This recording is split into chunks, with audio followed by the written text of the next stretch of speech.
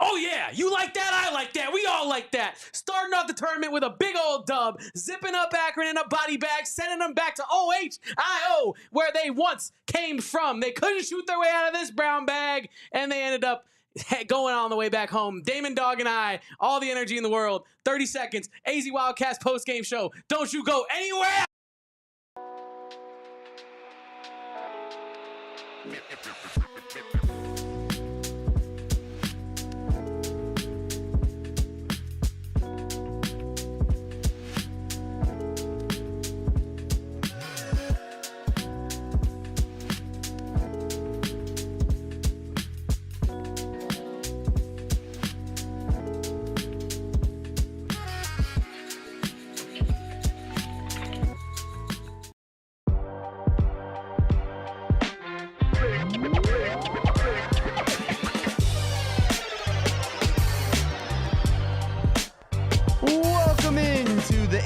Wildcats podcast, Victory Edition, W Edition in the NCAA tournament. And Kevin, nothing hits quite like this. I told you it means everything, and by golly, did I mean it. We got the lucky hat. We got my guy Kevin Thomas pressing buttons back behind the old computer over there, the old Mac. And here we go, Kevin. Arizona beats Akron 93-65, almost a 30-point W. Never in doubt, never in doubt. And Arizona puts it on in the second half to get the win. I don't want to go too crazy about a round of 64 win against Akron, against a MAC team. You should handle business, but Arizona did everything that they needed to do in the second half, Kevin. And we talked about it after the first half on our watch along. Go check that out if you haven't done so already, and just give it a like, even if you don't want to watch, what we were doing on the watch along, but at post game. But we were talking about it, Kevin. I think everything basically outside of me talking about free throws came exactly to fruition when we talked about, what Arizona had to do to win this matchup. And it turns into a big time, crooked number W.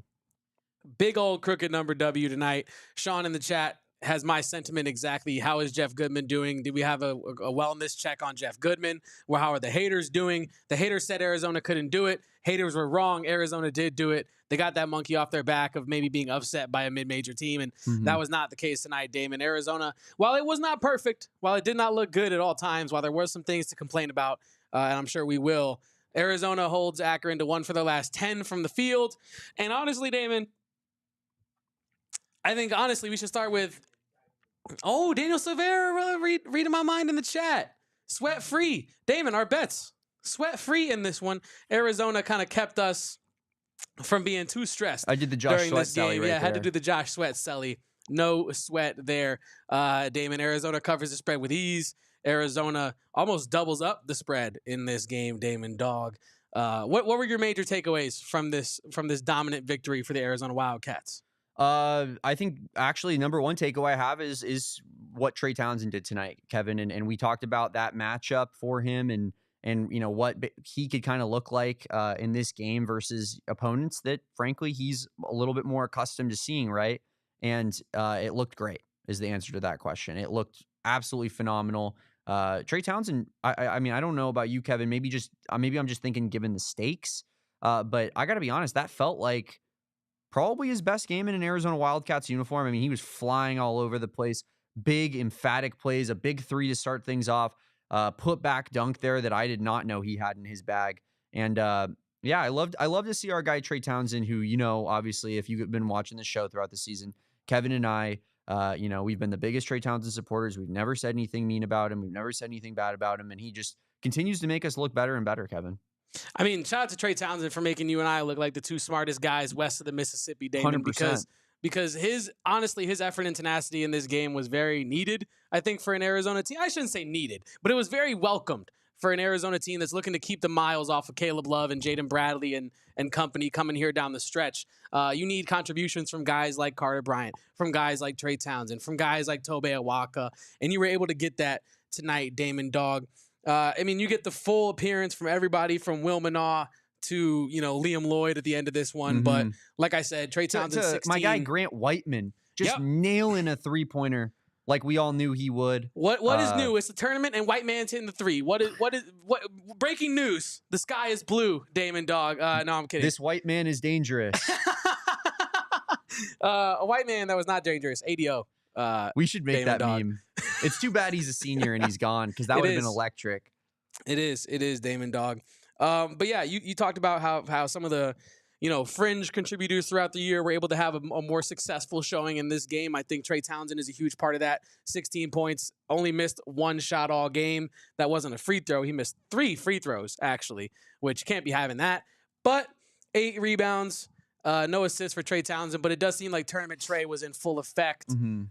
And honestly, Lost Highway says it here. Is it time to close up shop for the Trey Townsend haters? I think it is. I think it's been closed for a while, man. And I really, Kevin, I think we get to be the arbiters on this for sure. As guys who have been in Trey's corner all season long, and the first and foremost co-founders and co-presidents of the Trey Townsend fan club. I think that we get to be the arbiters of that, and I would say, yeah, it's certainly close. You're not hopping on this train. I think you and I are like, if you ever seen Polar Express, I think you and I are the guy going down the aisle saying, tickets here, check your tickets. Can I check your tickets? Do you have a ticket? Let me punch a ticket. I think we're doing that on the Trey Townsend bandwagon because Trey Townsend, a lot of fake fans on the Trey Townsend bandwagon train, Damon Dog, must I admit. But yeah, like we were talking about, not all of Arizona's fringe contributors contributed well in this game. Damon, should we have the ADO conversation here off the top, or should we keep it light and keep it positive here off the top? No, let's do it. I want to be positive on this show and keep it light, but because Arizona won, but also I think that as Arizona Wildcats fans, we're all pretty under the impression that this, I'm not going to bed at night being like, this team is unstoppable, man. Like, it's like they handled business like they should have in the first round, and now it only gets harder throughout, Kevin. It only gets more difficult matchups as we go on. So, yeah, I mean, I think I want to talk about the good, and we'll be talking about the good all pretty much all post game show. But if you want to get into what didn't work tonight for the Arizona Wildcats and what they need to improve upon going to the next matchup, let's go ahead and do that. Why for you? What were you seeing out of ADO, especially in that first half, that you really did not like to see, Kevin? Yeah, for those that were watching our watch along, and if you don't pop out to our watch alongs throughout March Madness, you are missing out. Me and Damon Dog freaking out over all the silliest stuff in Arizona Wildcats basketball. But one thing I was freaking out about today was ADO's level of play. I think you and I expected a lot more from Arizona's, like we said, fringe contributors, guys who should be able to step up in a matchup against a team like Akron, who is undersized, underskilled, outmatched, outgunned, and just don't have a chance at winning that basketball game. And in part because of the contributions of the fringe guys. ADO is not one of those guys today. ADO was letting guys get backdoor cuts early in the game. Yeah. ADO was turning the ball over. ADO was missing threes. ADO was making a ton of silly mistakes in that first half. And I think Tommy Lloyd, for all that he did good in this game, kind of let ADO have a little bit too much leash. But you and I had a very interesting conversation. I want to give a shout out to Haley Portier in the chat as well, because I think she posited this to us, that maybe Tommy Lloyd was kind of like trying to let him play through his nerves, so to speak. And you and I had a conversation about the tightrope that you must walk as a head coach when letting a guy who's not played at that level of ball before, not played at the NCAA tournament for a team like Arizona who has expectations of going far. ADO has never played that level of basketball before, and you brought that up as well. Yeah. That this is the biggest game he's ever played in his life. And I told you, Damon, well, every game that Arizona wins and every game that Arizona plays will continue to be increasingly bigger, and it will continue to be the biggest game of ADO's life. So I think Tommy Lloyd in this game was trying to walk a balance of getting ADO some March Madness experience without letting Akron get momentum in this basketball game, which I think is a really tough tightrope to walk when ADO is clearly not one of Arizona's best defenders. And I think in the first 10 minutes of a March Madness game like this one, Damon Dog, you cannot let the underdog even sniff success. And I think having a guy out there like ADO making as many mistakes as he was making was really, really detrimental to that cause. And so I definitely feel like ADO, and you said that we agreed to this on the watch party, right? Lloyd might have let him have a little bit too much run tonight. It didn't end up costing you. It was never going to end up costing you against Akron, right? But hopefully next game, ADO has his nerves under control. And if he doesn't, I damn sure don't want to see nearly as long of a leash as we saw for ADO tonight. You cannot have guys giving up backdoor cuts. You cannot have guys turning the ball over. You can't have guys not immediately diving on the ball. You pointed it out. ADO was kind of slow to some loose balls out there as well. So yeah, I was overall pretty disappointed in ADO's contribution in this game. He came out to start the second half kind of on fire, to be honest with you. I mean, I believe he hit an open three, even but maybe that's got what a he's layup. Here for. I thought he played a good second half because, you know, what he's here for, right, is to go help these like kill shot type runs for Arizona. And he was a big part of that, I think, to start the second half. We don't need ADO to be have a high usage rate and have the ball in his hands all that much. But what we do need is for him to hit a couple shots here and there, especially when he's open, right? And he did that in the second half. He hit that early three in the beginning portion of the second half, and then he hit that one probably about midway through where Henry Vasar found him in the corner, and both were massive shots, Kevin. So I think you have to give ADO credit for the ability to work through what he was obviously going through in the early parts of that game. And I would say that it's entirely a mental thing because he was just making silly mistakes that, good basketball players that are Division I players don't make, like letting that loose ball go through his legs, Kevin. So I think, you have to be encouraged by what you saw in the second half, but also cautious with ADO throughout the rest of the tournament. He's definitely the guy, more so than Trey Townsend, which if you had asked me this midway through the Big 12 slate, Kevin, I would have called you insane. But I trust Trey Townsend way more in these games and in these environments. And I definitely, like, when ADO is out there on the court, I'm looking at him and I have a magnifying glass on him. Like, does he need to be pulled? Because I think Tommy Lloyd's leash for Anthony Del Orso should be about this short at this point in the season, Kevin.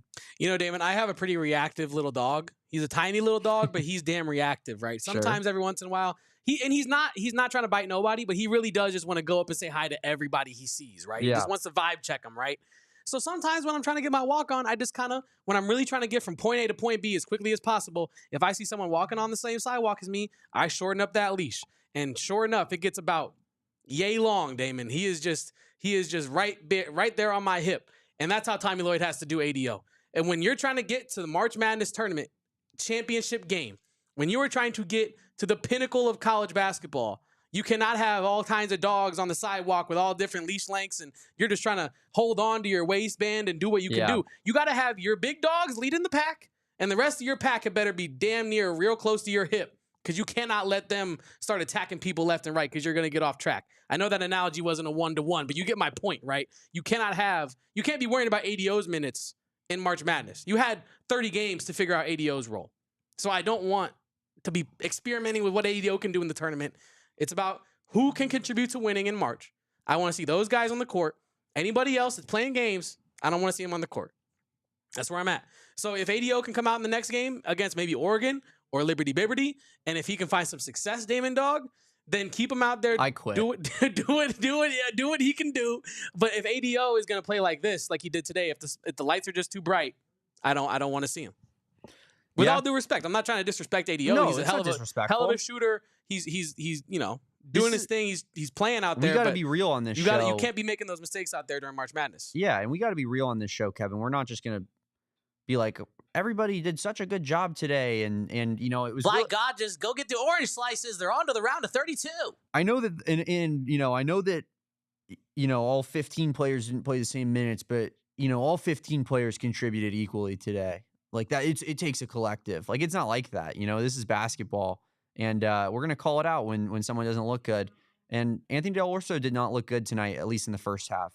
Again, Kevin, I thought he did play a much better second half. And the scoreboard indicated it, right? Because Arizona wins the second half by 20 points instead of the 10 points that they won the first half by. Can we talk about for a second how minus 165 Arizona to win both halves was some of the genuinely most disrespectful just giving away money gambling at that point. lines I've ever seen in my life. Giving away Shout money. out Bet365. Shout out the super boost that they gave us, Kevin. Shout out your spread that hit. Shout out the under, right? Let me double check.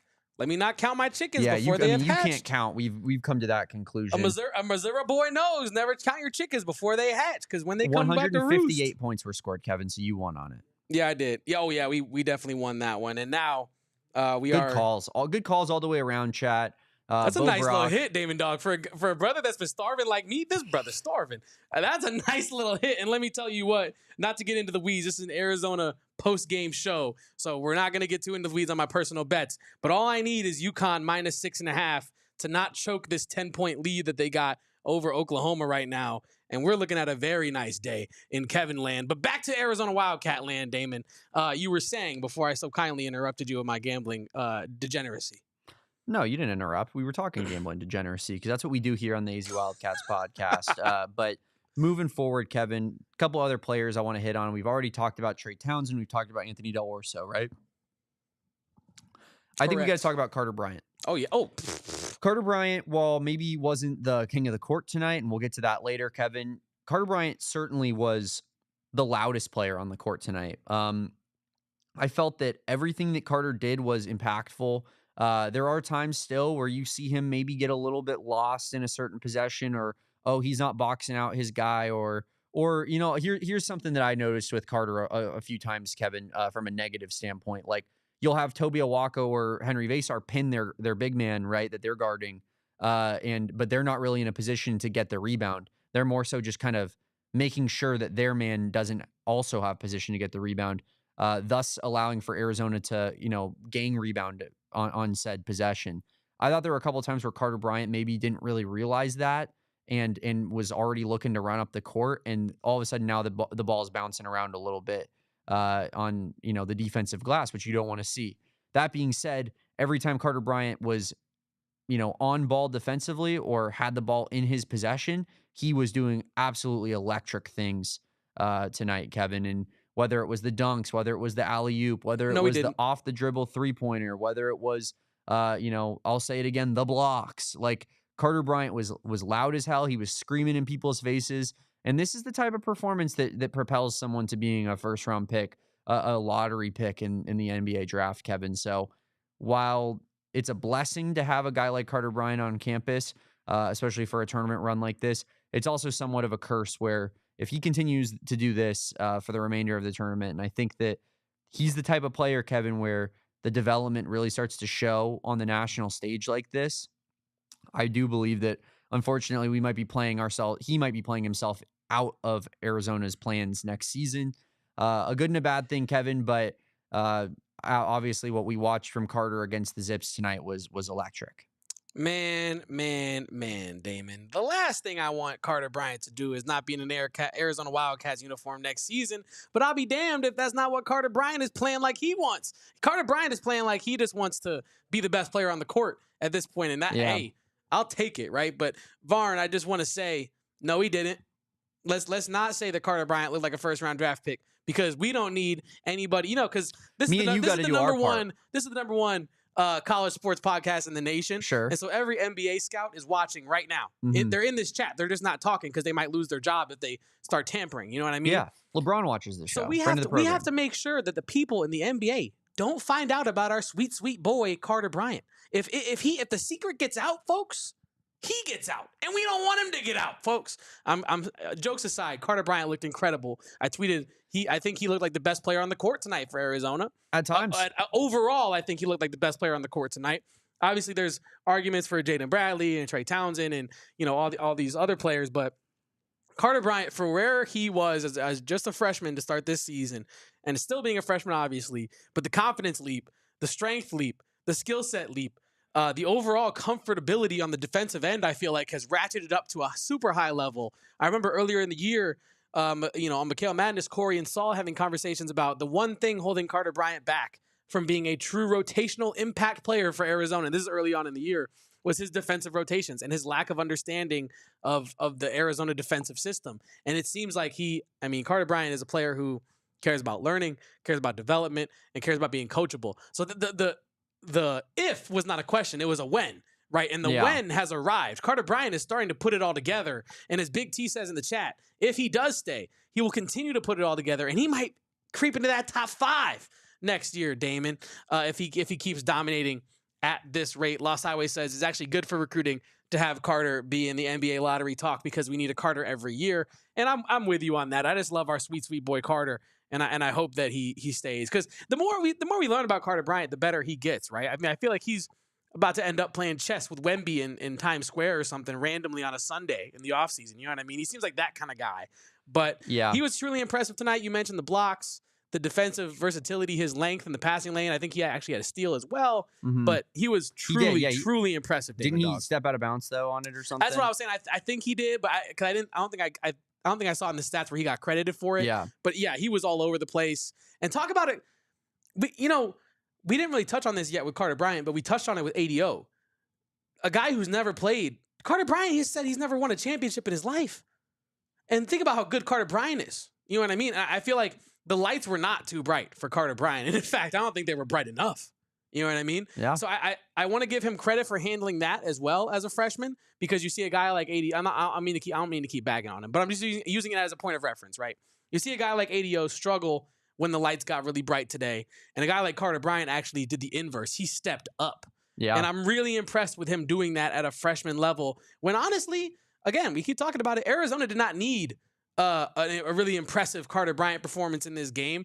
It was very desired. It was very warranted when it happened. Very welcomed.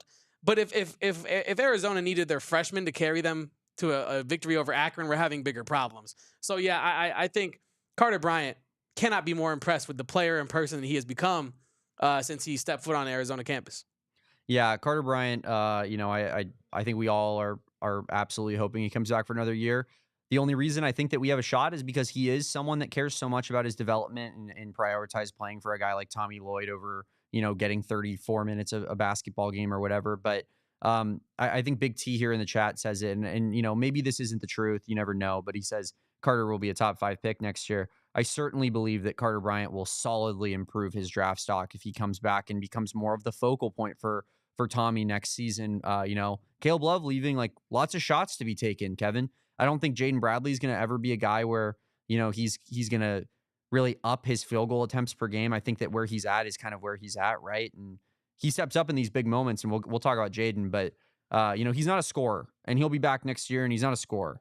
Henry Vasar, while a phenomenal player, I wouldn't really call him a guy that, you just throw down, to give him the ball down low and just let him go to work. I think that there's a lot of shots to be had next year, and Carter could really take advantage of those if he comes back.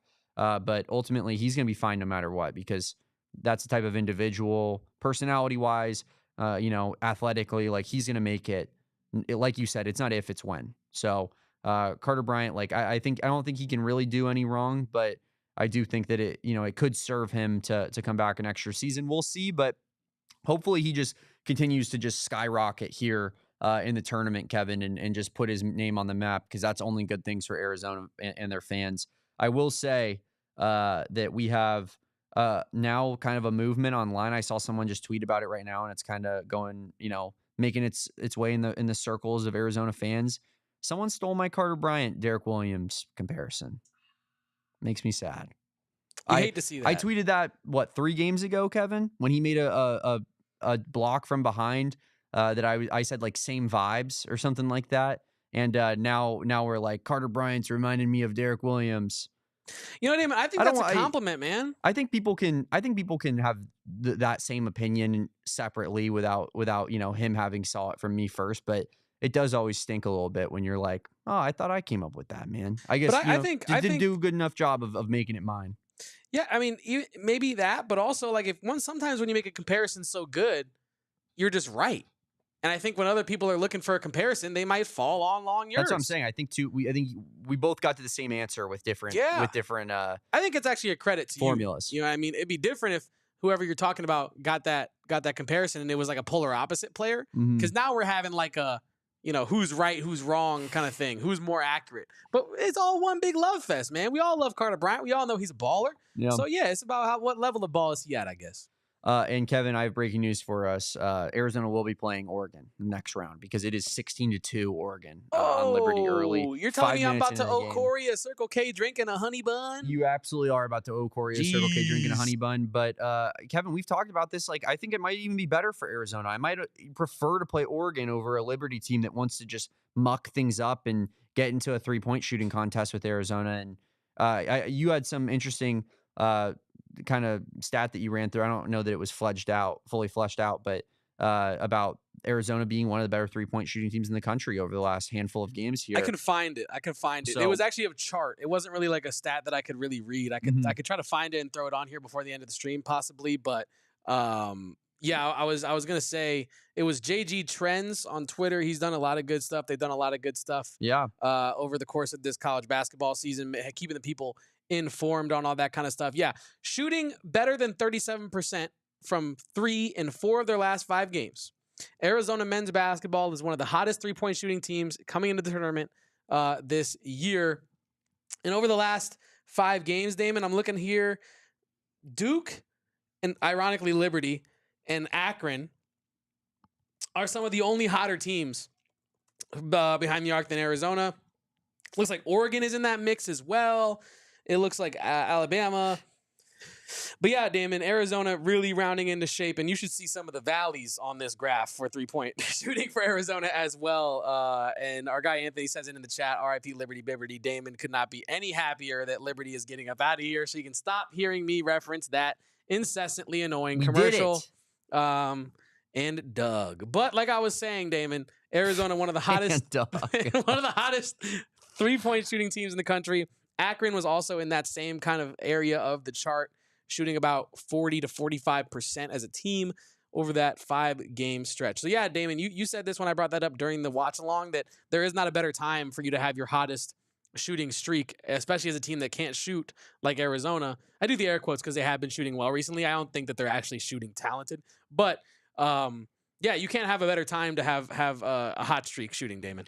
100%. And W puts here in the chat, we got hot at the right time, but the effort will be what we lean on.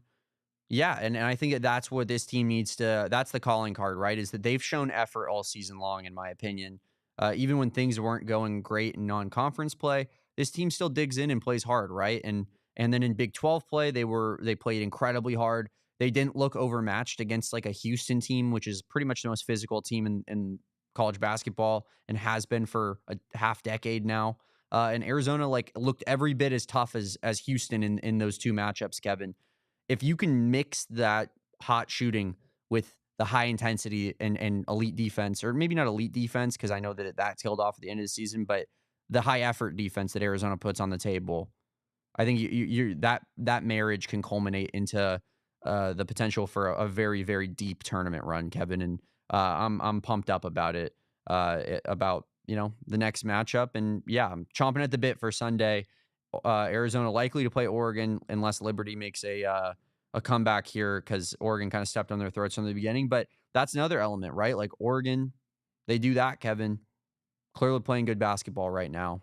Clearly, I said they were also in that chart as well, in that same area of the chart as Arizona and Akron, where Oregon just a little bit lower. So they're not too cool at least from beyond the perimeter. And their team, like as you alluded to, plays through their center. So if they can shoot and play through Biddle in the middle, that is a pretty scary team to come up against. It is indeed. I'll tell you what, like a guy like Biddle really doesn't scare me as much. I know maybe that's famous last words or something, but like I just feel like Arizona is. Hunter Dickinson presented a tough matchup because of his like insane size. And I know Nathan Biddle is a big dude, but he's not quite as big as like a Hunter Dickinson, right? Like he's not one of those giants. He's very tall, but he's not like somewhat immobile. And I think that those dudes, the really strong guys who just overpower you, present a little bit more of a matchup issue. I think like a Henry Vasar kind of presents like a very difficult defensive matchup for a Nathan Biddle, right? Because they're both kind of lengthier, they're both taller. I really do think Arizona has Henry Vasar is the specific player that can be deployed against a Nathan Biddle that can make things difficult for him, get in his head a little bit. Yeah, Damon, we kind of saw flashes of Henry Vasar being an absolute monster tonight at times. Yeah. But we really didn't have to unleash the full beast that is Henry Vasar. And he still put up 8-7-3 tonight as well. Dunked on a couple people. Dunked on a couple guys. Almost really dunked on one dude. Missed it. Put it back with a putback dunk on his own missed attempt, which was crazy. Yeah. No, between Awaka, the tight end, as W here says in the chat, and Vasar, the beanstalk that he is, Arizona has a very diverse and versatile. Beanstalk. He's one of those things where Jack and the Beanstalk, you're looking at it and the camera just keeps going up and up and up and up and up and up and up and up and up and up and up. I feel like that's how I look at when I look at Henry Vasar. I'm looking at him, I'm just like, he just keeps getting taller. Oh my God, he's dunking on everybody. Oh my God, he's going to be in the NBA. Henry Vasar is an absolute beast. I think even against a team like Oregon, who does play through their big man, Arizona's bigs. Oh my God, he's guarding Wemby in the NBA Finals. Oh my God, it's Henry Vasar, Wemby iso ball. Oh my God, he blocked him on the 3. Oh my God, Vasar dunked it on the other end. No, I'm kidding. But no, Vasar's incredible. Like, he literally is incredible. And he will play in the NBA one day. He is getting NBA love. It is real because I said we were talking about this during the watch along. Again, tune in.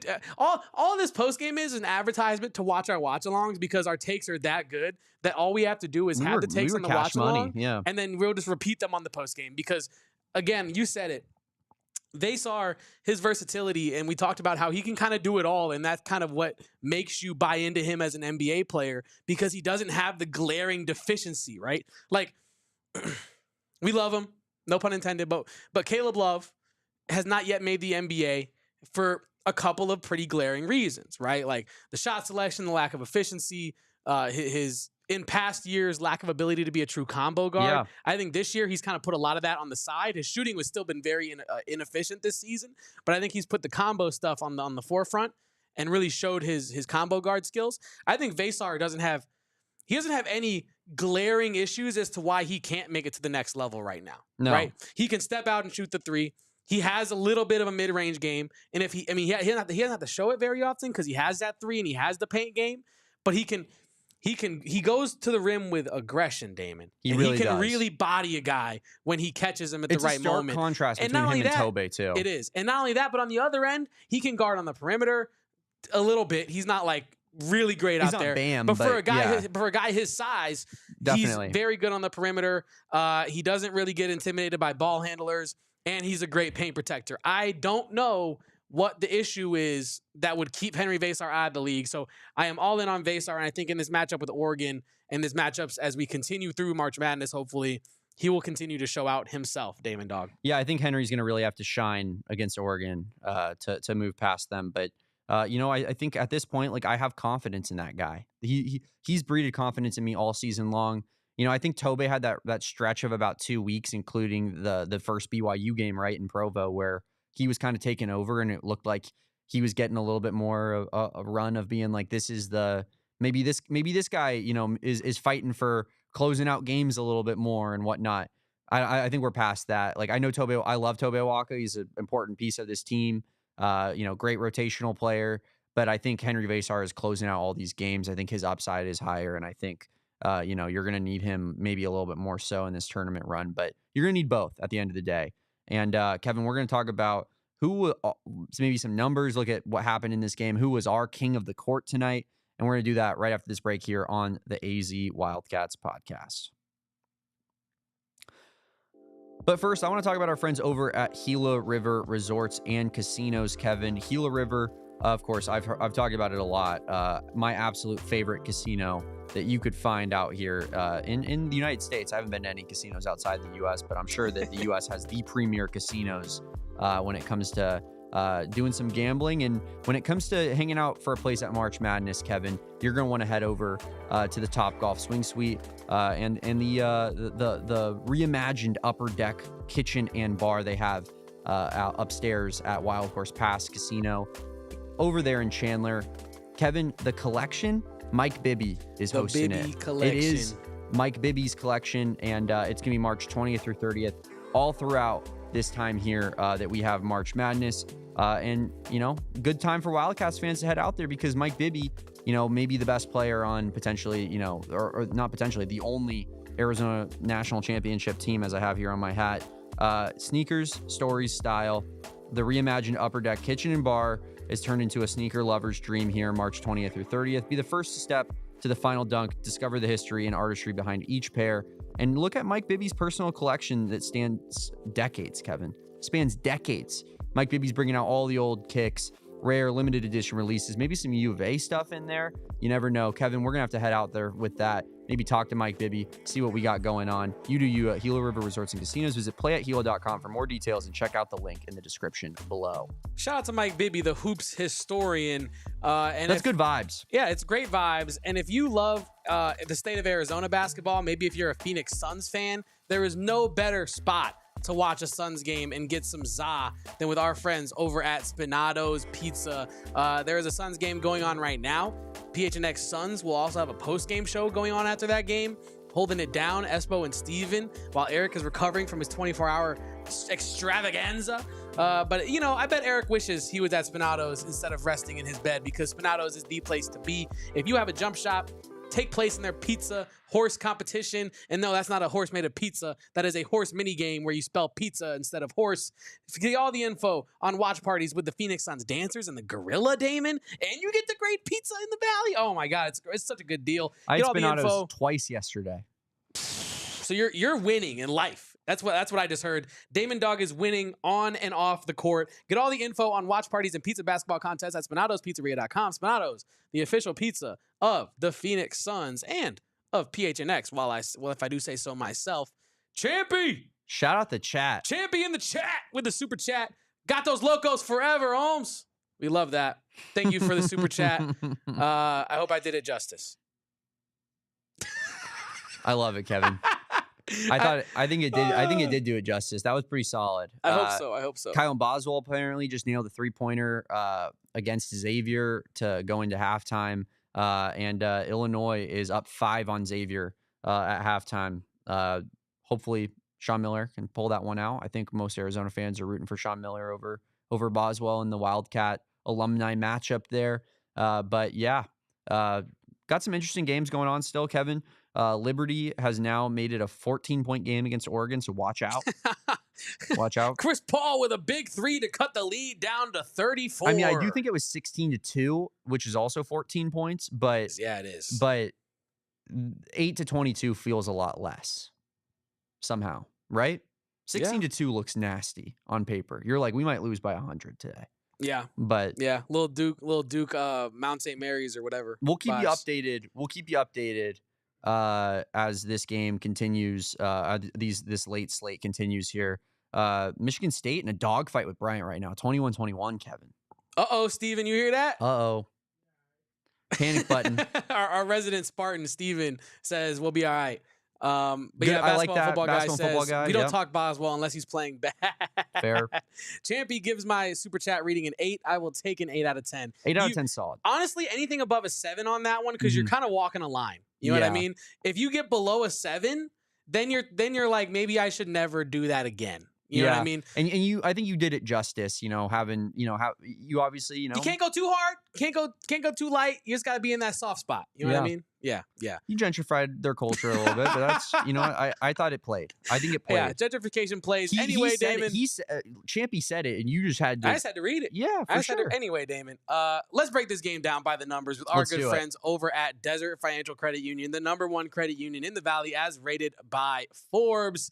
Look at Tommy Lloyd giving the bombastic side eye to Coach Gross over there as his Arizona Wildcats dominate the Zips 93-65, absolutely dominating the by the numbers here.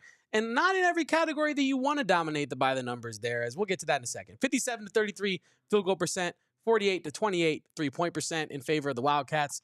The assists, Arizona has had some low assist games recently, but this was not one of those. 21 assists to just 6 Akron assists. The turnovers, Damon, this is what I was talking about.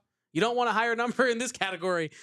Over double of Akron's turnovers, and a lot of that coming in the first half, Damon Dog. An unacceptable first half from Arizona from a turnover perspective. Yep. Got to take better care of the ball 11 during this time of year. I think it might have been 12, but someone fact-checked me in the chat about that. First half turnovers for Arizona, but it was double digits. And the rebounds, geez Louise, crikey mate. Shout out to ADO. 53-22, Damon Dog. Dominant in the paint. Wow. That rebounding margin is exactly what we wanted to see, right, Kevin? Like, you go up against a team like Akron that is so small, as we talked about all week long. You just have to dominate them on the glass, and Arizona did exactly that. Left no room for doubt there, and gotta love it. Basketball and football guy, did Arizona shoot better from 3 than the free throw line? They did indeed. Arizona shoots 3 of 10 from the free throw line. Good for 30% on the night at the charity stripe, and 48% from three-point land. So they very much did shoot better from the three-point line than their free throw line. The Akron special, the Liberty special, if you will. But hey, basketball and football guy, I think their tallest player was 6'8". Let's give some credit where credit is due, okay? Good point here from Merv. ASU haven't checked up on their score tonight. I think actually they're off I think there's some weird glitch with like TBS. I think there's a huge conspiracy. Oh, you know what happened? There's a crazy conspiracy. TBS, CBS, ESPN, and all the gambling conglomerate apps have all banded together to make it look like ASU doesn't have a first-round game. They're actually going to play tonight, Damon. I promise. I think they actually, Kevin, correct me if I'm wrong, I think they technically did play tonight. They scored 65 points and got their ass kicked by 29 or 28, but it's all good because the show goes on. Now they've been Ducks fans their whole lives. I should have pulled the clip of our good friend, but a bad decision maker because he's a Sun Devil, Anthony Totri. And during the 24-hour stream, I texted you the exact moment it happened. 10:55 p.m. last night, Anthony Totri was wearing a shark costume, walking a treadmill, chanting, "Give me a Z, give me an I, give me a P, give me an S, Zips." Kevin. 10:55 p.m. Game doesn't even start until tomorrow. He's in a shark costume on a treadmill. You would be happy to know. Every ASU fan. That was every ASU fan. You would be happy to know my contribution to the stream. I obviously showed up. I told them I'd take the graveyard shift, showed up around 12, left at around 3, hung out for 3 hours with the guys last night. In doing so, I played Anthony Totri twice, Kevin, twice in NCAA football. Did you see this? I saw none of it. First we went 3 randoms and a suicide for our pick, and a suicide pick in this context just is a random that you have to pick. It means it's random, and if it's the worst team in the world, you have to roll with them. Totri did his suicide pick, and he got Arizona State, thus making it where I had to do a suey, right? Because the vibes, it's like, what if it's U of A? Yeah, it wasn't U of A, it was Georgia Tech. And I won an overtime thriller hitting a 48-yard field goal in OT to win it. Bang. But then Totri in the chat are very upset. Oh, you lost with ASU. You lost with Scat. Totri threw the ball to Scat, by the way, about 16 times out of the backfield because he doesn't know any other play.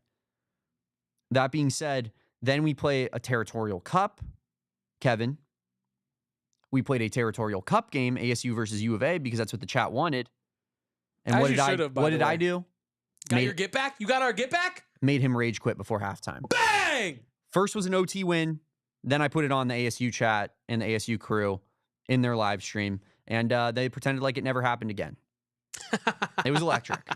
That's great, Damon. Go check that out around the 2:30 p.m. or a.m. mark on their live stream that they did, 24-hour live stream. Go like that video, hit it up.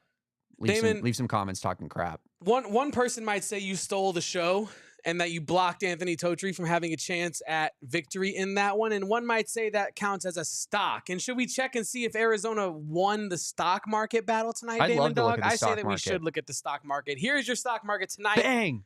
Bang! That is a W in the stock market, I believe, for the Arizona Wildcats. Let's do the math. One knows I am not very apt at math.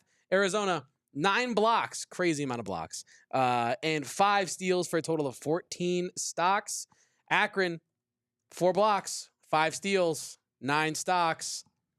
That's a W, Damon Dog. It is indeed, and Carter Bryant responsible for 4 of these, Kevin, which I believe would be the difference here, and is kind of just, not ironic, more coincidental that Carter Bryant's stock rising. Hey. And the reason that Arizona won the stock market tonight. Carter Bryant Stonks. Shout out to Juan Serrano doing his thing with the Stonks, Mr. Stonks on Twitter. Get the generic background for that Stonks thing. Get the background. I don't want to see the shoulder. Anyway, Damon Dog. Arizona wins the stock market battle tonight. I thought they were.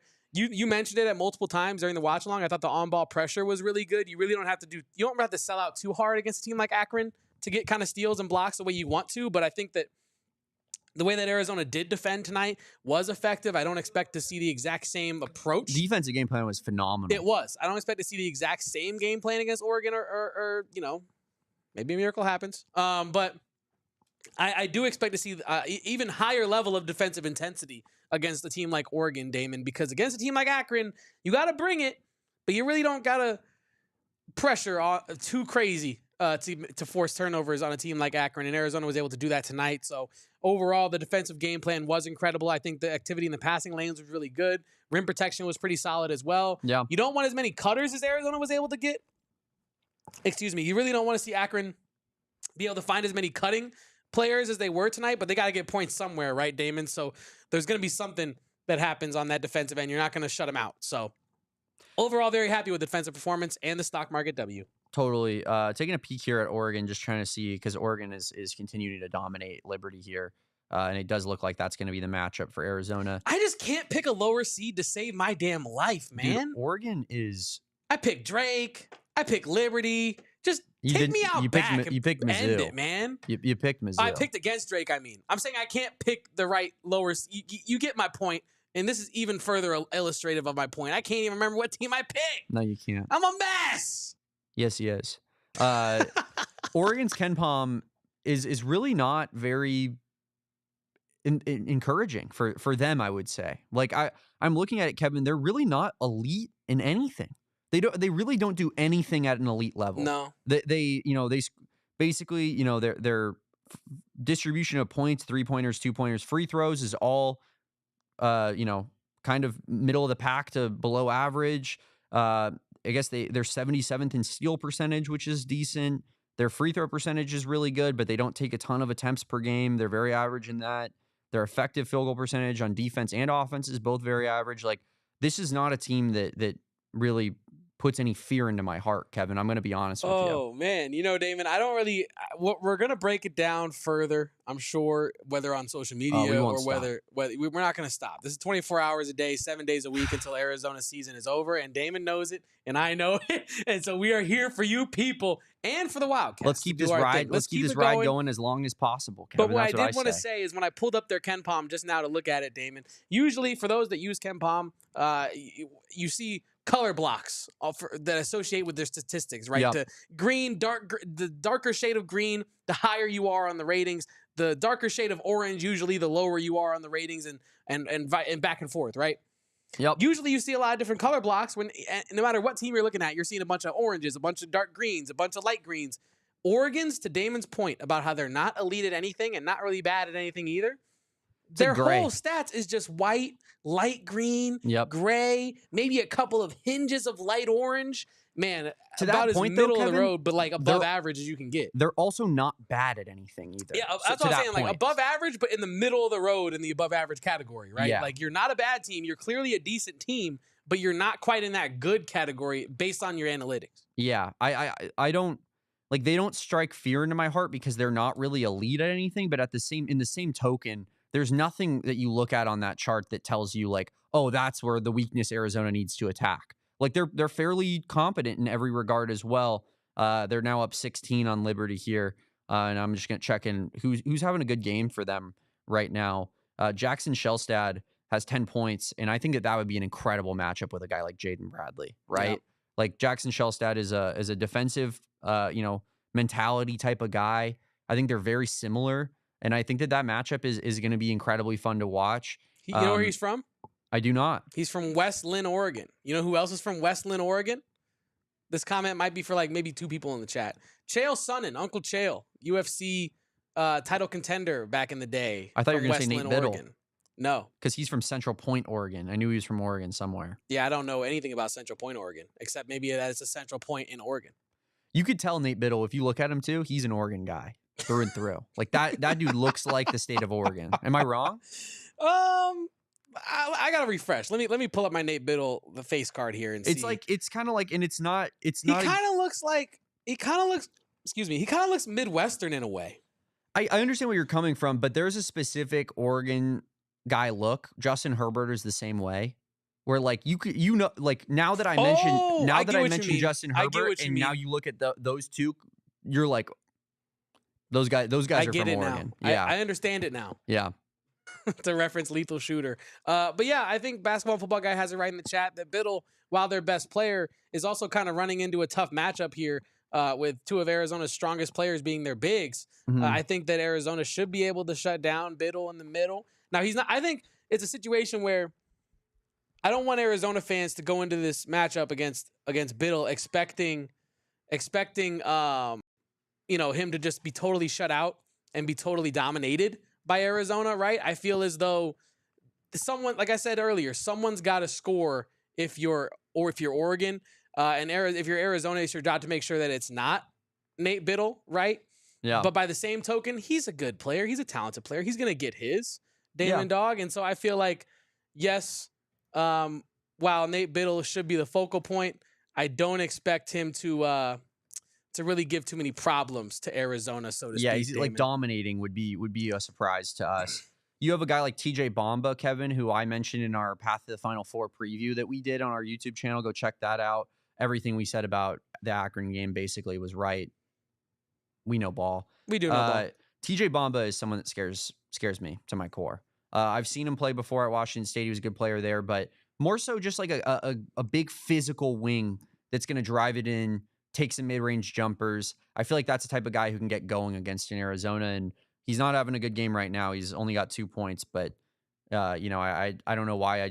I have a feeling like matching up with kind of an old foe like that feels like he's going to be a dude who keeps them in the game. I know he can get his shot off the dribble, and that's those guys I feel like have a tendency to give Arizona problems from time to time, Kevin. We're going to talk to our guy Saul Bookman. What did he see breaking down this game, this W versus Akron, and kind of where is he at heading into the round of 32? And we'll get to that right after the break here on the AZ Wildcats podcast. But first, Kevin, let's talk about our friends over at Game Time. I love Game Time. If I'm buying tickets for anything, I know I'm going on Game Time, whether that's a sporting event, a comedy show, a play. I know you were talking about getting to see some Broadway, Kevin. Game Time's got it. A concert, a music festival, you name it, man. Beer fests. I know they got beer fests all over in different places in the country. Game Time has tickets for everything, and it's going to be the spot that you're going to want to look to check for your tickets.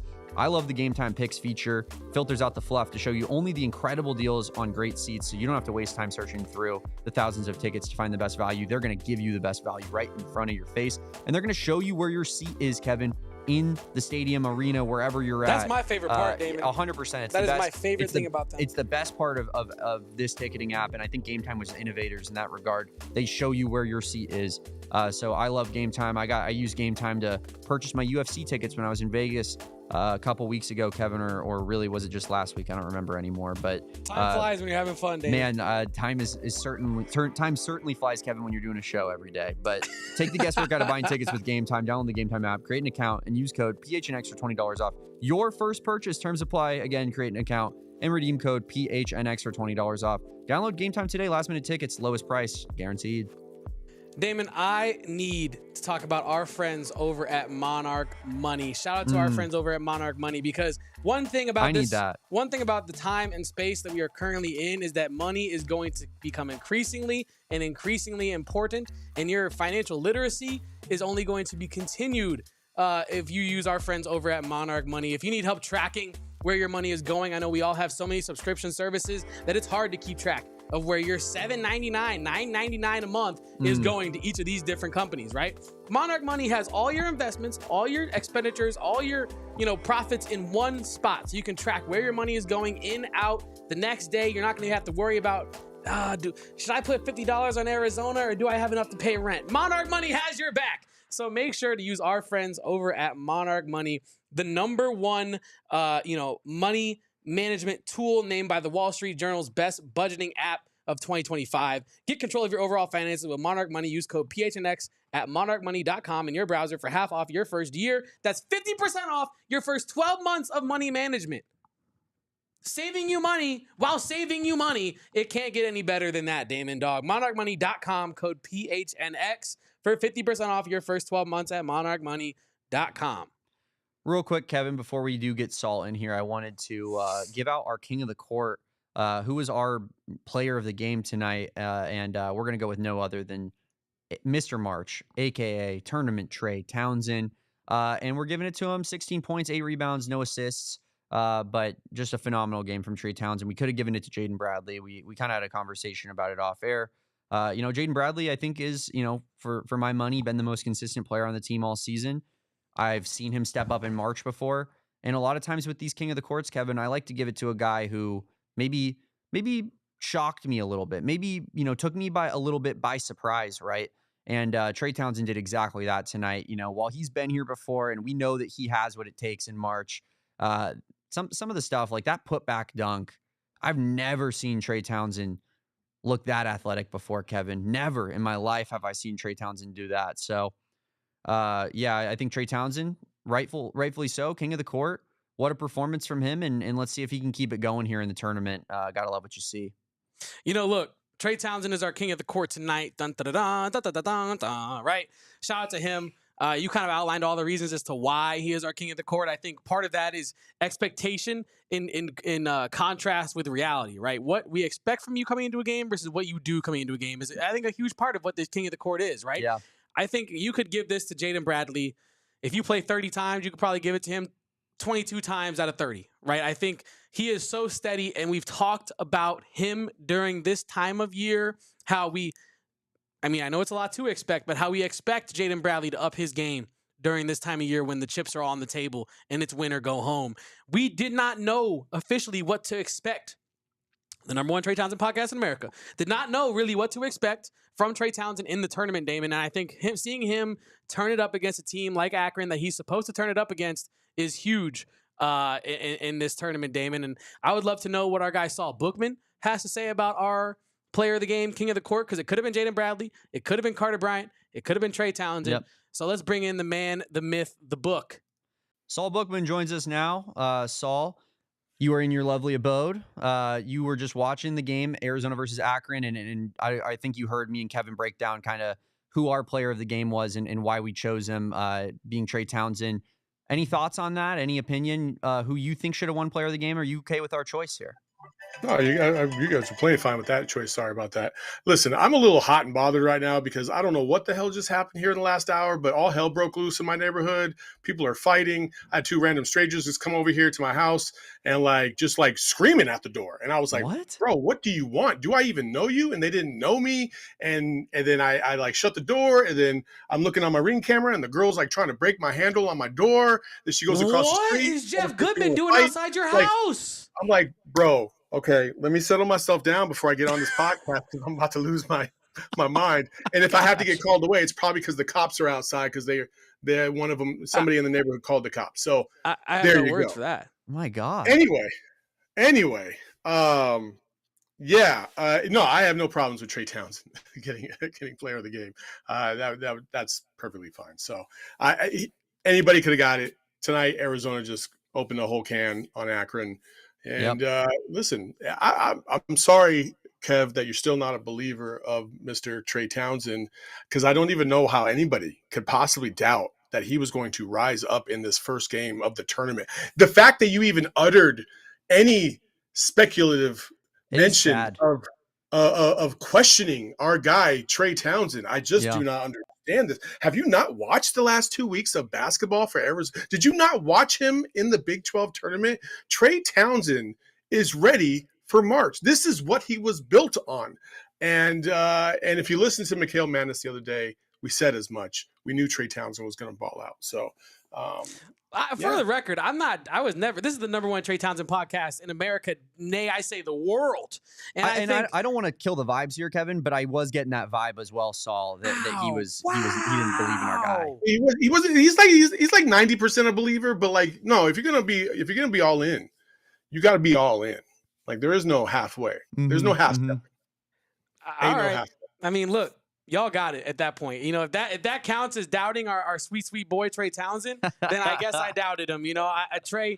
I think it was motivation for Trey Townsend at the end of the day. Kevin, I think I did that on purpose. I think you could argue that what me and you have said all season long about Trey Townsend has really motivated him to be in this spot now. I think, Arizona fans, feel free to hit up me and Kevin and tell us, what a great job we did in kind of salvaging this season for Arizona. But Saul, Akron obviously, didn't really belong in the same court as Arizona tonight, right? You there's a clear mismatch there in terms of athleticism and, ability to get to their spots on offense, and Arizona forcing them into bad shots. What was the number one thing that you think you saw from Tommy Lloyd and his Cats that, kind of was the big separator in this game between an Akron and an Arizona? Yeah, these dudes weren't going to beat you from three tonight.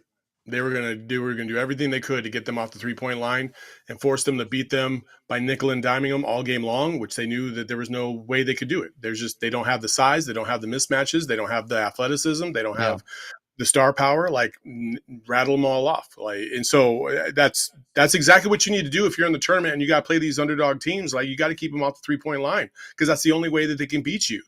So I was happy to see how Arizona responded. I was actually even more excited about the way they responded after halftime. Yeah. I thought they were just like, yeah, we're going to put the foot on their throat and just get it over with. We don't need to play around with these guys. And that's what you want to see from Arizona right now. And so with Oregon looking like, they got off to a strong start, and we'll see if they end up winning. It looks like it's going to be a Pac-12 rematch. And oh my gosh. And, sorry. Front door, man. That front door. I'm excited about that. So, real quick, I wanted to mention, if you are watching with our streaming friends and our streaming partners, make sure to head over to gophnx.com. The party continues over there. We got more By the Book with Saul. Other way, By the Book by Saul Bookman over here. And we're going to be asking more to Saul about how to break down this game versus Akron, and as well as the game versus potentially Oregon as well. That being said, Saul, we kind of spoke earlier about this on the podcast, and I wanted your take on it as someone, maybe who hasn't played in March Madness, but has played more basketball than me and Damon. What do you think went into ADO's lackluster performance? Do you think, and why do you think he had maybe a longer leash than so many fans wanted him to have tonight, given the mistakes he was making? Because they were playing Akron. Straight up. As simple as that. They were playing Akron. You would not watch what happens against Oregon if he gets those same wide open looks and has those same lapses on defense. Like, nope.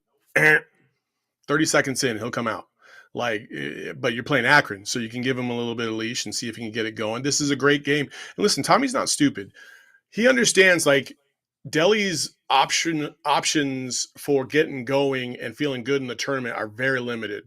If he doesn't go off against Akron and get a good feel for the tournament, get the juices flowing, get the rhythm, he might not get another solid chance like this down the road, because you got to play Oregon, and then you're probably going to play Duke. And then if you get past that, you got to play Auburn. When do you see Delhi playing again? You might have Houston mixed in there before you get to Auburn as well. Yeah. Isn't Auburn in our bracket? No. Auburn's on the other side. If you get to the Final Four, you'd face Houston probably, if all the top seeds advance. So. You're right. So yeah, it's just, it's going to be kind of wild. So you got to pick and choose your spots to play him. And I think this is the one time that he was going to pick and choose his spot. And I think, it's kind of a mixed bag. I think he finally found his rhythm a little bit towards the end, but it wasn't the missed shots for me. It was just the defense, the back door, the easy back doors a couple of times. Delhi, we've been doing this all year, bro. Come on. You got to know. That's what I said. Me and Damon were watching on our watch along. Everyone heard me say it. As soon as that backdoor cut happened, I'm like, man, ADO, a backdoor cut in March Madness? Are we serious? That is the fundamental of defense. You do not let your opponent have the baseline to go right under the basket behind you. And not only that, it was the turnovers. It was the lack of diving on loose balls, which is this is March Madness. I don't need to be seeing a player out there contributing in that way if that's how they're going to be contributing, Saul. I just wanted your opinion on that. Damon, what do you got for our guy Saul Bookman right now? Yeah, we saw an incredible performance out of Carter Bryant, just electric in a bottle, right? Every time that he was defending on ball, every time that he had the ball in his hands on offense, he's dunking on people, he's blocking shots. Do you think that we are seeing the last of Carter Bryant in Arizona Wildcats uniform? Given that this is on the national stage, Saul, and he is Jalen Rose is fired up about Carter Bryant, watching him play. People he's loud. That's the thing about Carter is it's not just he's not just playing great basketball. It's everything he's doing is extremely loud. It's the loudest stuff that's happening on the court, and it does feel like it's a blessing and a curse with him playing so well. But it feels like he's slipping in a little bit, in my opinion. Yeah, it looks like he's slipping away from us a little bit. But again, it's Akron. It's True. accurate. I see tweets about, Carter's definitely propelled himself into the top 10 of the draft. Bro, chill the F out. Not yet. Not yet. All the other top 20 prospects, all the other 20 top prospects didn't just fall asleep or die. They still are playing basketball, and they're still playing at a high level, and they're still playing against quality competition. One phenomenal game by Carter Bryant, who was amazing tonight, against Akron is not going to solidify his draft position, but it will help it significantly. And if he can do this, It's not about if he could do this against Oregon. I think he cements himself as a lottery pick if they match up against Duke and he balls out against Duke. Yeah. If he can do that, then I think, okay, yeah, we've probably lost him. Bye-bye, Carter. These are the last moments of him in an Arizona uniform. But I still don't think that he's still not projected to be a lottery pick yet.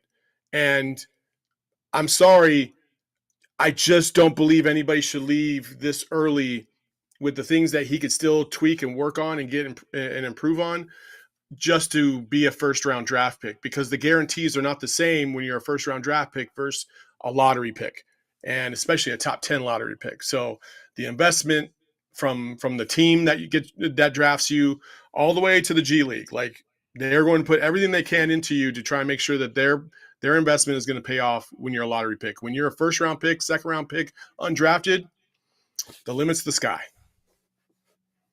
Yeah, no, I think honestly, I agree with you about the level of play. Like when we were previewing this, I think we all kind of identified Carter Bryant as a player that really could show themselves in this matchup as his athleticism and his ability to just be more skilled than his opponent in this matchup, I think would show through. And in combination with Arizona trying to save miles on Caleb Love and Jaden Bradley and KJ Lewis, you're going to see an outsized role for a guy like Carter Bryant. So I do think that he handled business tonight. It looked awesome. It looked incredible. It did. Damon and I were really fired up about it. But I do agree with you that let's pump the brakes on saying he has cemented himself in any draft spot this early in March Madness, because it won't. But in theory, a guy as young as he is, it could look really bad next game, right? And then are we saying he's played his way out of the lottery? I think that's just as crazy, right? So, you know what I mean? So I think as Arizona fans, I know it's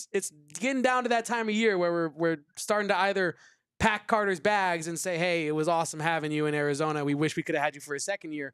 Or he's extending that lease. You know what I mean? So I'm excited to keep watch on the Carter Bryant show. And I'm glad that it was extended through the month of March for maybe another half season here. But yeah, I'm not counting my chickens before they hatch, and not to use that cliche again on this show. But yeah, with Carter Bryant, he looks incredible. Saul, I gave you a shout out earlier because you and Corey on a lot of takes this year, but with this one specifically, we're right on the money with Carter Bryant's defensive game, that being the thing that he really needs to lock in on and hone in on. What do you think he has done?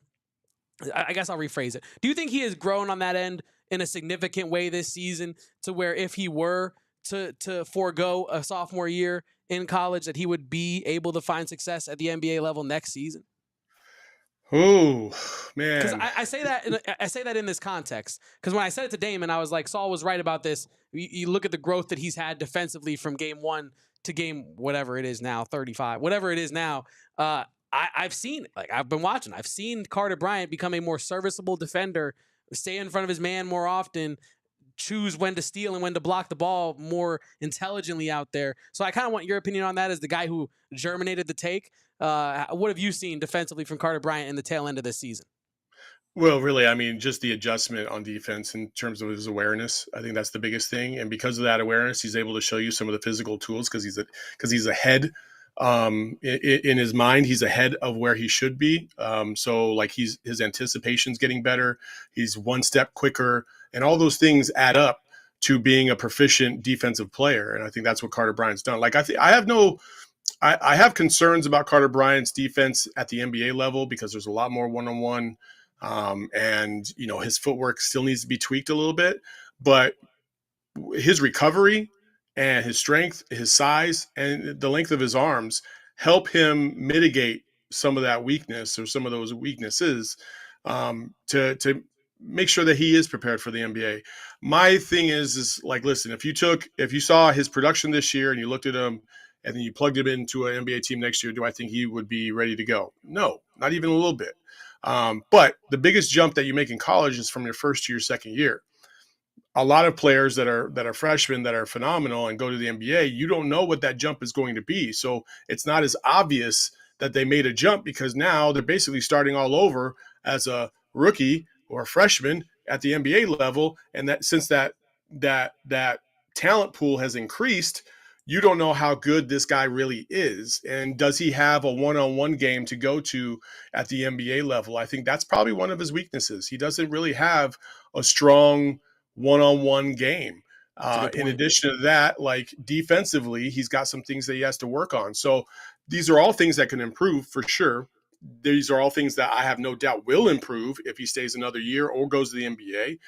But again, I just don't see the value of going to the NBA in the first round if you are not a lottery pick, because you're going to get way more investment with the team that you're at right now at the University of Arizona than you would if you went and you were, I don't know, pick number 27 by the Memphis Grizzlies or whatever. Like, you're just not going to be that dude yet. And because you're getting drafted later on in the round, you're probably going to go to a good team, which means, guess what? You're probably not going to play as much early on, and you're going to have to find your way onto that team, and it just stunts your growth and your development. Then you got to go to the G. Like, it's just too complex. I would really like Carter Bryant is going to be an NBA draft pick, no doubt. I would rather see him be an NBA lottery pick instead of just an NBA first round pick, because I want to make sure that he's going to at least get 5 years to prove himself in the league. Yeah, I do want to push back on one thing you said, though, which is that, it could stunt his development temporarily if he goes on a good team that maybe has a more established rotation. I think that's kind of what he did here in college. When you think about it, like, he's not starting. He clearly wasn't given any assurances from Tommy Lloyd that he was going to get so many minutes when he stepped on campus. Like, I bet you there were other coaches that told Carter Bryant, "We'll make you the focal point of our team," and Tommy Lloyd said, "We'll make your development the focal point of you being here," right? And so I think that you could make the argument that a guy like Carter might benefit from going to a better situation that maybe slow cooks him a little bit more, but that's just playing devil's advocate. Saul, Here, I'll throw it right back to you. Take Iowa State, Houston, and just say Baylor. Take yeah, their best 10 cumulatively. That's an NBA team. Now, would you trust Carter Bryant against a team like that all season long? The way we've found spots for him to kind of grow and develop. Like, the talent pool is just too vast in college basketball versus the NBA. Like, the NBA, you're 8th, 9th, 10th guy on the roster is probably the star or was a star at some school coming into the NBA, right? Whereas in college, like, we're talking about kids that were stars in high school, maybe junior college. A lot of them you'd never heard of. Like, they're irrelevant, right? Like, if Carter Bryant was going up against me, yeah, he looked like an all-star when I was in college. Like, he's a first round pick. He's a lottery pick. He's a top 2 pick. Is like, he the best player in the world? Just there's no doubt about that. But then you put him up against, like, Richard Jefferson, and it's a different story. So, like, the talent pool is just too vast in college basketball to really judge everything in terms of his development in college basketball versus when there's a 300 teams to go up against, as opposed to the NBA where there's only 30. Yeah, I guess I think of a guy like Dalen Terry, and I know he went a little bit later, but he also went to a horrific franchise, and I think that that's stalled him. And if Dalen Terry, while he was like the 18th pick or whatever, if he could have gone to like a Miami Heat or something, there's no telling what his development looks like. So it really is situational, I think, and Sure, getting into the right spot. but again, like, Dalen Terry's a great example. He was Dalen great in Terry got college. drafted late in the first round, and he went to the Bulls, and the Bulls were a terrible franchise. They still are. Yeah. And Dalen still had a tough time finding the floor, ended up having to go to the G League for quite a while. And that he just now came back, a couple months ago, and is finally starting to get some significant minutes for the Bulls. But it's taken a while, right? And that was 3 years ago that he got drafted. So it's not easy. It's not for the weak, the NBA. And for Arizona, in my opinion, if Carter Bryant comes back and they're able to somehow get Burries and Pete, you lose Caleb Love. If Krivas comes back, Basar comes back, all that stuff, I think you have set yourself up to be the preeminent number 1 team in the country. You could be starting off the season next year. That's how significant it is. And that's a little bit different of a bite out of the apple than, hey, come back because we need you. We want to compete for a championship. But when you look at the pieces, you're like, well, it's a big if right now. Like, there's too many variables. I don't think there'll be as many variables next year with all the experience that you got coming back and the playing time that Carter Bryant's going to be expected to have. And plus his development. Like, I need to see Carter Bryant become a reliable shot maker, a playmaker, not Yeah. just catch and shoot threes and at the rim and then defensively doing what he does. Right. I think there's a little bit of one-on-one skill I'd like to see him develop with. I'd like to see his all-around game enhance. I think defensively he could still get better one-on-one. Like I want him to be next year. I would love for him to be like our version of KJ Lewis this year defensively. Like if he can make that leap, then he's leaps and bounds beyond everybody else. And that's the difference, right? When you look at a VJ Edgecombe, his ball handling, he's got weaknesses in the game, but the weaknesses are things that you can live with, because the things that matter in the NBA is, can you get to the rim? Can you break down your guy one-on-one? And can you make a play when you need to? And VJ Edgecombe checks off all three of those boxes. Carter Bryant, we don't know about his playmaking yet because he hasn't had the opportunity to really display it too many times. And so that's what I need to see from a guy who's probably going to be a 3, maybe at times a spot up 4 on an NBA team, moving forward. So. Yeah, I'd love to see him put the ball on the floor a little bit more. I think that's a good point. Like, can he create his own shot off the dribble? Today, I saw him take an off the dribble 3-pointer today that he made, which was encouraging. But I remember specifically, I looked at Kevin on our watch along and I was like, "You see that?" Like it was like eye opening, the fact that he put the ball on the floor and didn't just catch and shoot it. But yeah, that's definitely something that he's going to need to develop. It's just the combo of his size and shooting ability and defensive potential. Like he's a unicorn in an NBA sense. So those teams they're going to take a chance on a guy like that every time. But going more into the game that will happen on Sunday now, Saul, it looks as though Oregon is going to be the matchup. They're up 44-20 on Liberty at halftime. I guess Kevin and I were looking into Oregon a little bit as a team, what they're good at, what they're bad at. Short answer, Saul, they're not really good at anything. And I should say great at anything. They're good at things. They're not elite or great at anything. They're also not bad at anything. But what they do have is an elite head coach. Does that aspect of things scare you more than anything when it comes to Oregon? Yes. Yeah, because listen, one of the things about Oregon is that he is going to have that team prepared in a variety of different ways. Yeah. They will present many different, matchups, some wrinkles on defense, some things that you haven't maybe seen on tape yet all year. He will throw some wrinkles like that. Maybe you'll see a box and one just to make sure that Caleb Love isn't going to go off at all. Maybe you see a triangle of 2 where they just keep Jaden Bradley and Caleb Love on the perimeter as much as possible and try to make the other three guys cook, right? You might see matchup zone. You might see a 1-3-1. You might see a 2-3. Like, it's just going to be all over the place. And that's the thing about Dana Altman's teams is like he has a versatile squad just about every single year. But they can be got. And we saw multiple times this year where, they got blown out by Illinois. They lost I think a buzzer beater to UCLA right before UCLA had to play us. And so like he's got a good squad that can compete. Arizona should win that game if they take care of the ball, not like the first half tonight. If they just play good, solid defense in Arizona basketball, I think that they can easily win this game. But it's not a shoe-in. Definitely not a shoe-in. Saul, I'm with you on it not being a shoe-in, and I think I'm aligned with what Damon had to say about them not being great at anything, but also not being bad at anything. We talked about Nate Biddle as their main hub of their offense and defense there in Oregon. How do you think Arizona approaches the game plan, the strategy against a team that kind of focuses and plays through a big? Who do you think is going to be assigned that matchup? And which of Arizona's bigs do you think has the opportunity to really shine with the matchup, but likely against Oregon?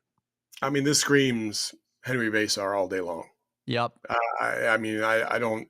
There's not another guy on the team that I would feel confident in matching up against than Henry Vasar. Like from the perimeter, from down low, boxing out, rebounds, block shots, the whole 9 yards. Like I think Vasar is the matchup.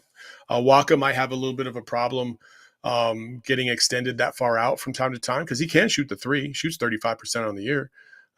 So like it's not like he's trash. So yeah, you got to be aware of him. He does turn the ball over. And he has some weaknesses in his game. But again, if Arizona just plays Arizona basketball, they play rough and tough, and they grind it out, they should win that game. I agree with you, Saul. And one thing Arizona's going to have to do if they need to win that game is get kind of creative with some of their sets and kind of throw some different looks at Oregon. One thing that Damon and I have both been talking about at length, it feels like this season, is the lack of creativity of Arizona's inbounding plays. It feels like we have defaulted putrid to, as a fan base, to just watching Jaden Bradley huck the ball across the half-court line to either Henry Vasar or Tobe Awaka and hope that they come down with it, and we'll run our offense from there. Can you please give me and Damon, and this is all I have for you, so if Damon has more, we can continue after that. But can you please give me and Damon some hope that Tommy Lloyd is going to run some real out-of-bounds sets, and we're not just going to have someone hucking it up to the half-court line? Or just tell me, Saul, like, why is he doing this? Why is this Tommy Lloyd? Because Tommy Lloyd, Kevin and I are both big Tommy Lloyd guys. We are some of the biggest you'll find. We believe in him. You know, we don't think that he has a lot that is, like, wrong with his style necessarily. One thing I absolutely can't stand is watching the Hail Mary inbounds pass every single time Arizona's under their own basket. And then Akron comes along with Coach John Gross, shout out to him, who said that he has implemented his offense and envisioned it in what's the word I'm looking for? In the image of Arizona's offense, in the image of Tommy Lloyd's offense. He has said that he's been inspired by the way Tommy Lloyd coaches offense. And so to see Akron have creative out-of-bounds plays, and then the guy who Akron's coach modeled his offense after just hucking it out to half court. I understand that we're playing Akron, and I understand that Tommy Lloyd's probably not trying to burn all his stuff too early against Akron, but like it's kind of strange, no? It's Akron. It's Akron. It is Akron. Hey, listen, like typically they run a couple different sets where they have Caleb kind of coming off screens into the corner, but maybe they saw something on tape where they didn't want to see Caleb do that. Sometimes they run that kind of pick screen curl lob action. Sean Miller used to run that as well. Yeah. And then sometimes when that doesn't work, they'll have some guy flash on the opposite side because he's pinned his man so well off that screen. That's what you want to do. And Trey Townsend's been the benefactor of that a couple times. Those things weren't there tonight. They didn't run two of them, but for whatever reason, this is the action that they want to do. But I guarantee you they're not doing that again next game. I promise you they won't, because you can get away with it when your tallest guy is 6'4" and you're going up against Tobe Awaka at half court to try and jump and get the ball. But if it's Biddle, if it's somebody else that's way more athletic, which it will be, you won't get away with that. So yeah, I think I guarantee you it won't happen. About halfway through Saul's answer, I realized not only is it Akron, not only is Arizona probably not trying to burn all its most creative stuff against a team that they should just beat outright, they're also much larger than Akron. So if there is a team that you're just going to huck it up to half court and hope your guys can catch it, Akron is the team to do that against, because you have size advantages at every position 1 through 5. Pretty much. It also hasn't just been the Akron game, though. No, I know. This has been other games, too, that he does this in. It has. I mean, there's been periodically. Game scenarios that he does this in. Yeah. Periodically, yeah. You've seen it periodically, but every team has a few here and there, too. Like, I've seen Houston do it. I've seen, Texas Tech do it, Iowa State, BYU. Like, everybody's done it. It's not like it's a habitual thing. It's not like every single inbound, like, they think that's their best play is just to chuck it up to, 3/4 court or anything like that. So, I'm not concerned about that. That's the least of my concerns, is that the out of bounds plays. Now, the sideline out of bounds, like, hopefully those sets are solid and ready to go. And I was pretty pleased with coming out of timeouts when they had action, like what that looked like. So I'm not worried about Tommy's career. I think they're locked in. I think they're ready to go. I said that earlier last week. I feel like they're ready to kind of prove a lot of haters wrong and at least get to the second weekend and then, roll the dice and hopefully it works out your way and get to the Final Four. So 1 down, 5 to go, fellas. Well, Saul, let's get a quick prediction for you. Let's assume that they got Oregon on Sunday. How are we feeling about that matchup? I would say Arizona wins by 5-7.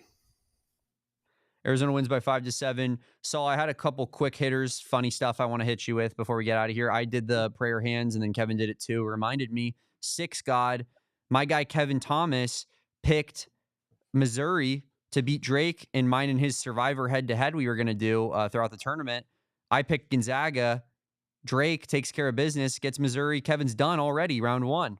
Damn. Now Kevin has to get a certified lover boy Drake-style heart cut into his hair somewhere. So, Saul, I'll give you the first person to kind of have the opportunity to tell Kevin, where should he get this heart on his hair? Where do you think it would look best on our guy Kevin Thomas?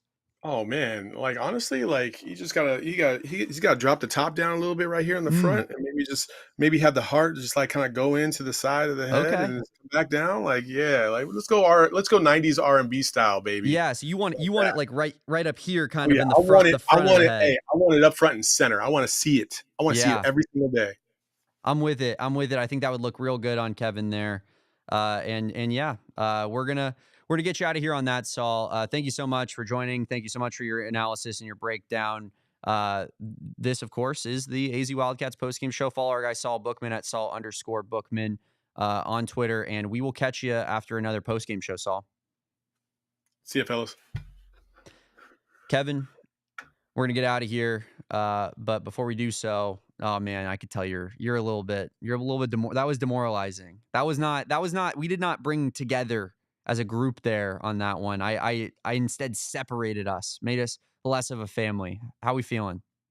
Awful. Just a nice little stark reminder. I had forgotten. Arizona had uplifted you. Made you forget. Actually, you know what's funny, Damon?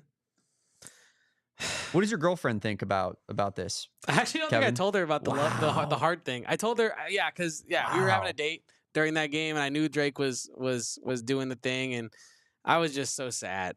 I was just physically in pain, mentally in pain and anguish, and then this MF for Damon decides, it's well within your right. You should have. You tweeted the meme of the two guys just hysterically laughing, making a mess.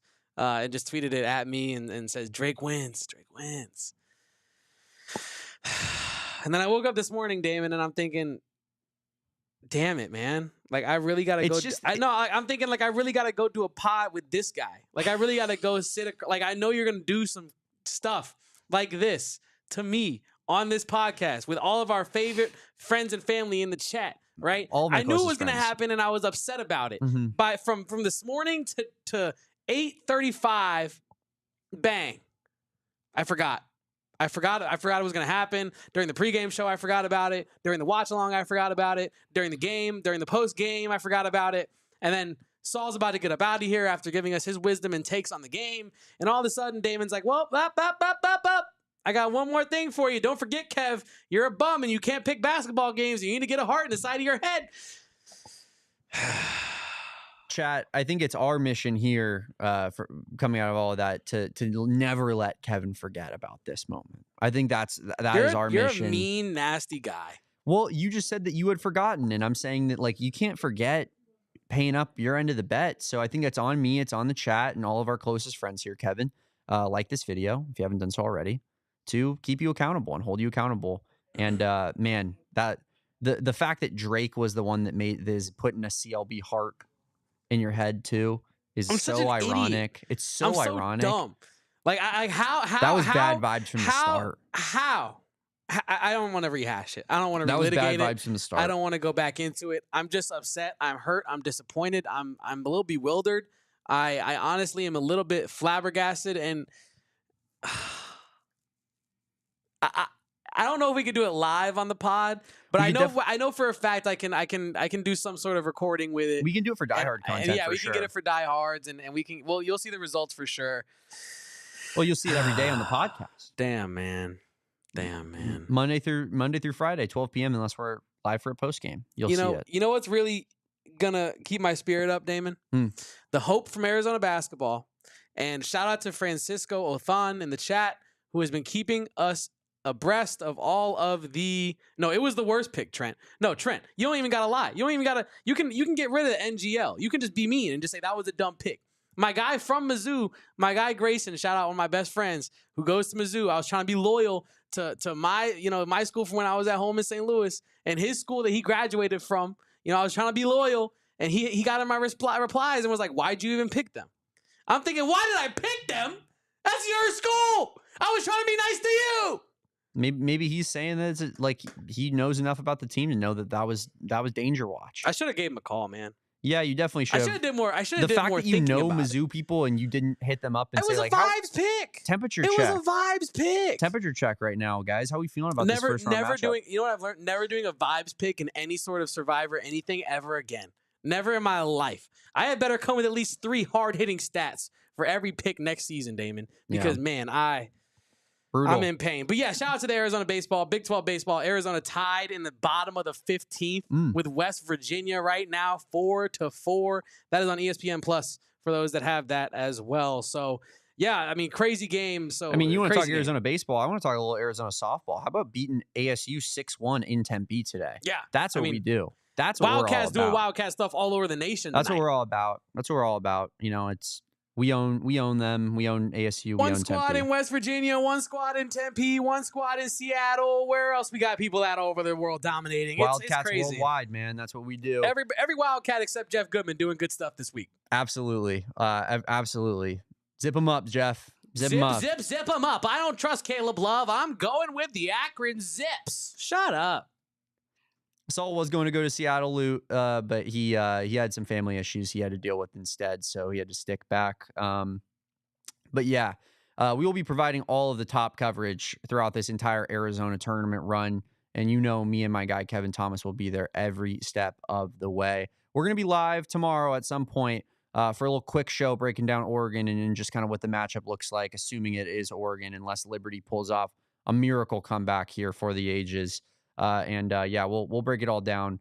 And of course, we'll be back for a pregame, maybe a watch along, and definitely a post game for the matchup on Sunday. Until then, we'll see ya. I am Damon Dog. That's DAWG. He is Kevin Thomas. Kevo Post. That's KEVOPOSTS. This is the AZ Wildcats podcast. You can follow us at PHNX_Wildcats. Like this video if you haven't done so. Subscribe to this channel. Thank you to everyone in this chat for watching. It was lively. It was fun. We had a great time making memories with you guys. Let's make some more all throughout this tournament run. I got my national championship lucky hat on, and I'm feeling, Kevin, like it's going to drive us to a beautiful and long tournament run throughout the month of March here, and hopefully into the beginning parts of April. We sleep in May on the AZ Wildcats podcast. Peace, bear down. And go Cats. I got to get a damn heart in my head, chat. Golly. We all silly like the mayor.